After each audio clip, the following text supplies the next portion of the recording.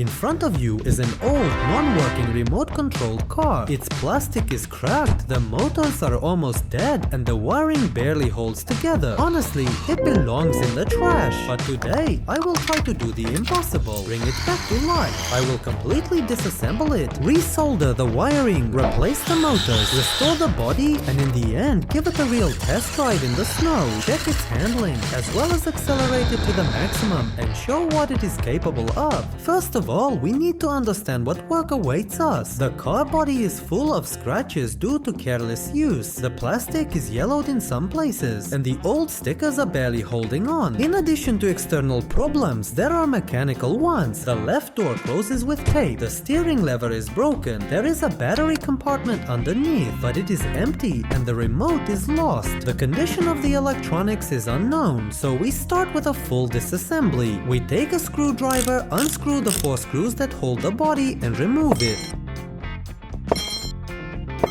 In front of us is a board covered in dust. It is visible that some wires coming from it are broken. Maybe someone tampered with it, or maybe they came off during use. First, we clean the board. We apply alcohol to a cotton swab and carefully wipe all the contacts. Visually, the board looks functional. No damage is visible, so it can be soldered. We remove the insulation from the wires and solder them, red to red, black to black.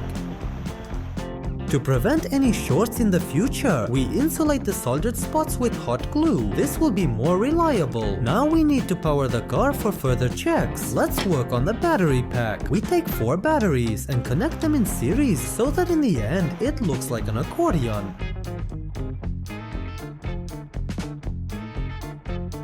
For connection, we buy a suitable plug with wires, solder it to the batteries, and insulate everything.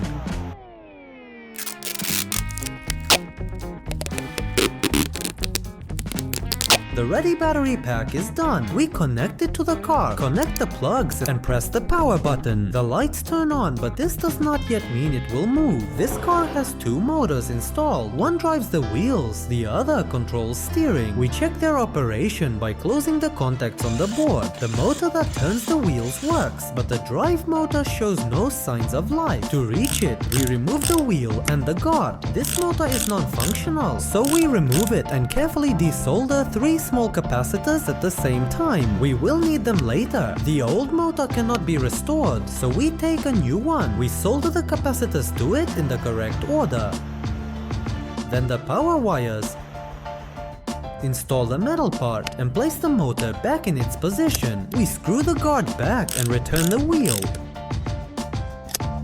We close the contacts on the board again and check the operation. The new motor turns the wheels. It worked. After that, we decide to work on the chassis, namely the broken steering lever. To reach it, we disassemble the car even further. We remove the lever and instead of regular glue, use a soldering iron and a plastic tie. This connection is much stronger than just super glue.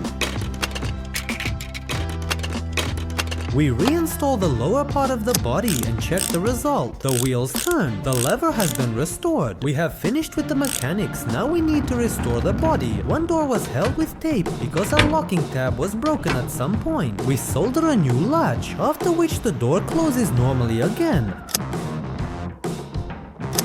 Next, we move on to cosmetic repairs. Before painting, all parts must be removed from the body. We unscrew the screws and remove the interior, dashboard, bumpers, and even the windshield. The old stickers no longer look good, so we heat them with a hairdryer and remove them. Over so many years, some stickers even left imprints on the plastic, so after removal, we clean the glue residue with a special solution and a cloth.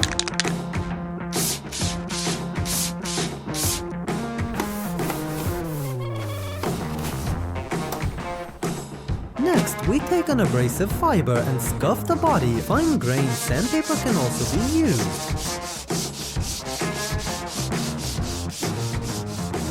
After that, we degrease the surface with anti-silicone.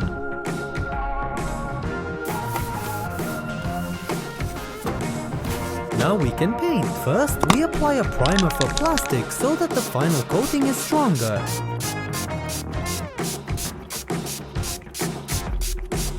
After it dries, we take a spray can, choose red color and apply it in several layers.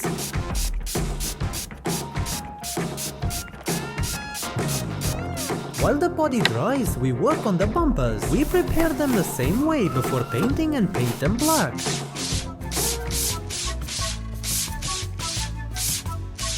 We will not touch the interior, it just needs to be cleaned, as it is in good condition. When all parts are dry, we start assembly. First, we install the windshield, then the dashboard, interior and bumpers. We decide to tint the side windows with black film. We apply it and carefully trim with a scalpel. The body itself is also decorated with new stickers. In the end, it looks very cool, so we can install it back on the chassis. The car is ready and I like its appearance even more than before. Next, we need the remote. In the box with all toys, there was some remote and I am almost sure it will fit this car. There is one nuance. Its antenna is broken, which can significantly affect the signal range. In my basement, I found an old radio from which we will borrow an antenna. We disassemble the remote, remove the remains of the old antenna and install the new one. We solder the wire responsible for transmitting the signal and reassemble the remote. We insert a new battery and check. The car responds. The remote fits. Now we move on to tests. We go to a road cleared of snow and start driving. The 20-year-old car drives very briskly, almost like on the day I received it as a gift. We check the maximum speed. We attach a phone with a GPS speedometer to it and press the gas. The car starts with a bit of wheel spin, but accelerates confidently. The speedometer shows 44 kilometers per hour. That's very fast for a remote-controlled car. The next test is handling. We drive a slalom. The car steers well, but still hits one cone. The handling is excellent. I really liked how the car responds to the remote. Then we check the signal range. The car goes a fairly long distance.